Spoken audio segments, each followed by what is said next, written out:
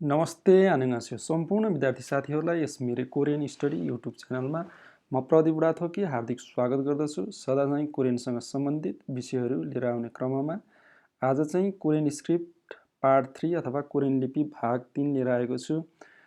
यदि तपाईहरूले यसको पार्ट 1 र 2 हेर्नुभएको छैन भने कृपया पार्ट 1 र 2 हेर्न सक्नुहुनेछ। माथि आई बटनमा गएर हेर्न सक्नुहुनेछ, त्यहाँ मैले राखिदिएको छु। र अब यदि तपाईहरूलाई चाहिँ पार्ट 1 र 2 मजाले आउँछ भने आज तपाईहरू यहाँ सिंगल कन्सोनेन्ट मजाले सिक्न सक्नुहुन्छ। ल हेरौँ, आजको क्लासमा हामी अब यहाँ सिंगल कन्सोनेन्ट सिक्दैछौँ। सिंगल कन्सोनेन्ट 14 वटा रहेको छन्। सुरुमा छ यस्तो ठ्याक्कै 7 जस्तो छ है, तर ठ्याक्कै 7 चाहिँ होइन। अब यस्तो आकारलाई चाहिँ हामीले चाहिँ क ख ग भन्नुपर्ने हुन्छ हैन। अब यसलाई कुन ठाउँमा क भन्ने, कुन ठाउँमा ख, कुन ठाउँमा ग भन्ने कुरा हामी अर्को क्लासमा सिक्नेछौँ। अहिले यति बुझ्नुस् कि यस्तो आकार आयो भने हामीले यसलाई चाहिँ क ख ग भन्नुपर्ने रहेछ भनेर बुझ्नु होला। त्यसैगरी क्यापिटल एल जस्तो हुन्छ, यसलाई चाहिँ हामीले न भन्नुपर्ने हुन्छ। र यी सबैको चाहिँ खुट्टा काटिएको छ है। सबैको खुट्टा काटिएको छ भनेको मतलब यहाँभित्र चाहिँ भवेल साउन्ड अथवा स्वर वर्ण चाहिँ छैन भन्ने चाहिँ बुझ्नुपर्ने हुन्छ। त्यसैगरी यसरी माथिबाट यसरी धर्को अनि सिधा तानेर फेरि त्यही बराबरको धर्को यता तान्यो भने यसलाई चाहिँ हामीले चाहिँ त थ द भन्नुपर्ने हुन्छ है। अब कुन ठाउँमा त भन्ने, कुन ठाउँमा द हैन, कुन ठाउँमा थ भन्ने कुराहरू चाहिँ हामी नेक्स्ट पार्टमा फाच्छिम अथवा फाइनल कन्सोनेन्टमा हामी सिक्नेछौँ। अहिले यति बुझ्नुस् कि यस्तो आकारको कुरालाई चाहिँ हामीले के भन्नु पर्यो कोरियनमा भने त थ द भन्नुपर्ने रहेछ भनी बुझ्नु होला। त्यसैगरी क्याल्कुलेटरमा देखिने 2 लाई चाहिँ हामीले र अथवा ल भन्नुपर्ने हुन्छ। त्यसैगरी ठ्याक्क यसरी स्क्वायर अथवा रेक्ट्याङ्गुलर फर्ममा हुन्छ। कहिले स्क्वायर फर्ममा पनि लेखिन्छ यो, कहिले रेक्ट्याङ्गुलर फर्ममा पनि लेखिन्छ। यसलाई चाहिँ हामीले म भनेर भन्नुपर्ने हुन्छ। जस्तै हाम्रो मको यो भित्री भाग हेर्नुस्, ठ्याक्कै यो यस्तो स्क्वायर फर्म अथवा रेक्ट्याङ्गुलर फर्म देखिन्छ।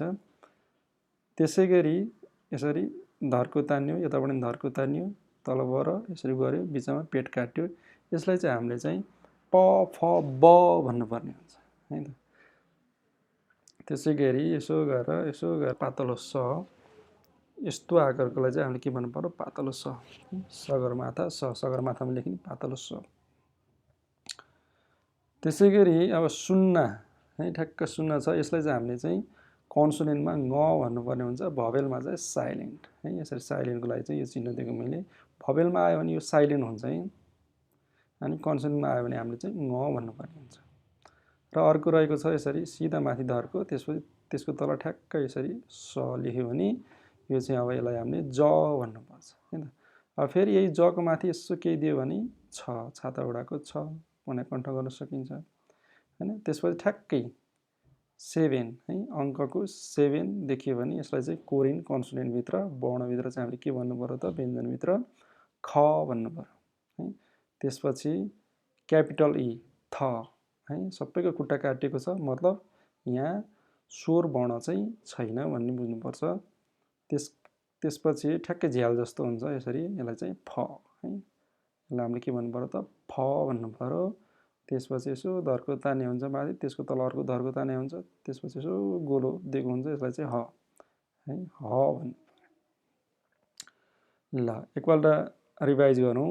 यसलाई के भन्नु पर्यो त, यसो माथिबाट यसो तल जारे हुन्छ, यसलाई चाहिँ हामीले चाहिँ क ख ग भन्नुपर्ने हुन्छ है। अब कुन ठाउँमा क भन्ने, कुन ठाउँमा ख, कुन ठाउँमा ग भन्ने हामी अर्को क्लासमा सिक्नेछौँ। त्यसैगरी क्यापिटल एल जस्तो देखिन्छ भने त्यसलाई हामीले न भन्नु पर्यो। त्यस्तै यसो गएर यसो यता घुमेको छ भने यसलाई त थ द भन्नुपर्ने हुन्छ है। त्यसपछि अर्को क्याल्कुलेटरमा देखिने ठ्याक्क 2 देखियो भने यसलाई हामीले र अथवा ल भन्नुपर्ने हुन्छ। त्यसपछि स्क्वायर फर्म अथवा रेक्ट्याङ्गुलर फर्म यसरी देखियो भने यसलाई हामीले कोरियनमा म भन्नुपर्ने हुन्छ।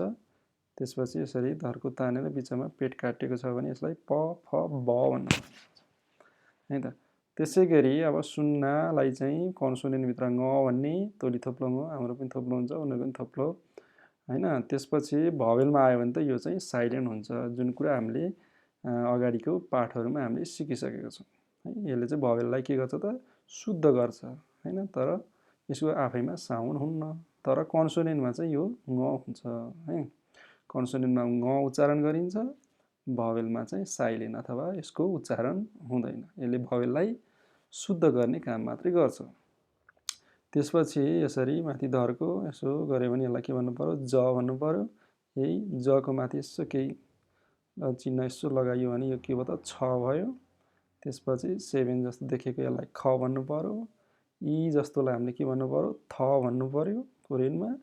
यसो देख्यो झ्याल जस्तो देखियो भने यसलाई के भन्नु पर्यो, फ भन्ने।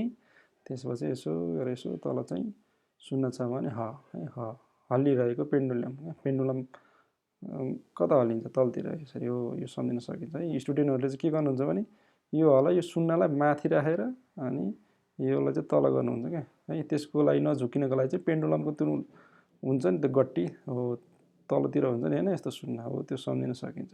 त्यसो भयो भने यो चाहिँ सम्झिन सहज हुन्छ। तपाईहरुले चाहिँ माथि चाहिँ सुन्न राख्नुहुन्न। ल आशा छ तपाईहरुले चाहिँ आजको यस क्लासबाट चाहिँ सिंगल कन्सोनेन्ट चाहिँ मजाले चाहिँ सिक्नुभयो भन्ने मैले लिएको छु। कथम कदाचित यदि तपाईहरुलाई चाहिँ कुनै कुरामा कन्फ्युज छ भने कृपया तल कमेन्ट बक्समा गएर अवश्य कमेन्ट गर्न सक्नुहुनेछ। र यदि यो च्यानललाई अझै पनि सब्स्क्राइब गर्नुभएको छैन भने कृपया सब्स्क्राइब गर्नुहोस्। अब आगामी दिनहरूमा यस्तै किसिमका भिडियोहरू रेगुलर लिएर आउने बाचा गर्दछु र जसको लागि चाहिँ यस च्यानललाई चाहिँ लाइक, शेयर, कमेन्ट गर्नुहोस्। अनि आफूलाई लागेका मनमा लागेका कुराहरू तपाईँ तल कमेन्ट बक्समा गएर अवश्य कमेन्ट गर्नुहोला भन्दै आजको यस कक्षाबाट बिदा हुन चाहन्छु। हस्त नमस्ते, फेरि भेटौँला।